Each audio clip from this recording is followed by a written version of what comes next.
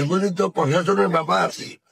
তো বাংলাদেশের প্রশাসন তো কোথাও ঠিক মতো কাজ করতেছে না, বরং যারা এসব অন্যায় আবদার করে তারা হয়তো কোনোদিনই কমিটিতে স্থান পাবে। আমাদের 3 জন লোক, কেউ বহিষ্কৃত, কেউ এখনো দলে আছে, কেউ দলের নাইও। প্রথম কথা হলো, আমি তো অপ্রীতিকর ঘটনা দেখি নাই, জি, আমার চোখের সামনে এটা হয় নাই। 2 নম্বর হলো যে যেটা আপনি বললেন একটু আগে, প্রথমে আপনাকে বলছি যে আইন শৃঙ্খলার জনিত সমস্যা, এগুলি তো প্রশাসনিক ব্যাপার। যেমন আমি তো দেখি নাই কারা, বাট একটা করছে একদম 0 পয়েন্ট, যেখানে করলে রাস্তা এমনি বন্ধ হয়ে যায়। এগুলি তো প্রশাসনের ব্যাপার আছে। তো বাংলাদেশের প্রশাসন তো কোথাও ঠিক মতো কাজ করতেছে না।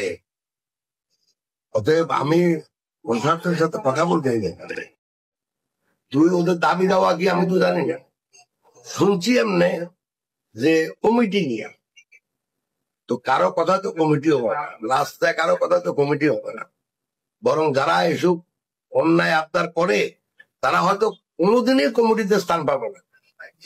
বিকজ আমাদের দলের কতগুলো নীতিগত আদর্শ, আদর্শের বাইরে কেউ যাইয়া গন্ডগোল করে, মারামারি করে, লুটতরাজ করে, জোর করে কিছু করতে চায়, ওরা কোনোদিন কিছু হয় না।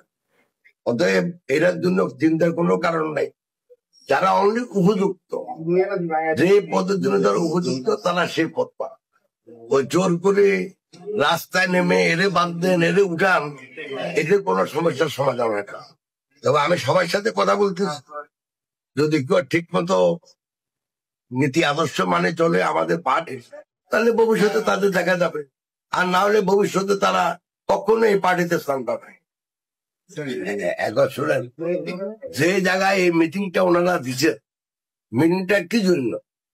আমাদের 3 জন লোক, কেউ বহিষ্কৃত, কেউ এখনো দলে আছে, কেউ দলের নাইও, ফলো করে এরা এমন এক জায়গায় মিটিংটা দিছে, ওই মিটিং এর পরে অটোমেটিক্যালি রাস্তা কিন্তু বন্ধ হয়ে যাওয়ার কথা। আপনারা তো নিশ্চয় জায়গাটা দেখে, তো এটা তো পুলিশের উচিত ছিল ওখানে কোনো মিটিং করতে না দেওয়া। তো এটাই তো সমস্যা আমাদের। ওই জন্য আমি বলছি প্রশাসনিক সমস্যা তো প্রশাসনকে দিয়ে ঠিক করতে হবে।